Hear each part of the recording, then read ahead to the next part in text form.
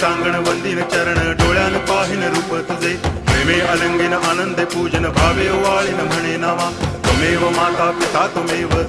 बंधुश्च सखा त्वमेव विद्या करुणं त्वमेव सर्वं मम देव कायेन वाचा मनसेन्द्रियैर्वा बुद्ध्यात्मना वा प्रकृति स्वभावात् करोमि यद्यत् सकलं परस्मै नारायणायति समर्पयामि अच्युतं केशवं रामनारायणं कृष्णदामोदरं वासुदेवं हरि गिरिधरं माधवं गोपिकावल्लभं जानकीनायकं रामचन्द्रं भजे हरे राम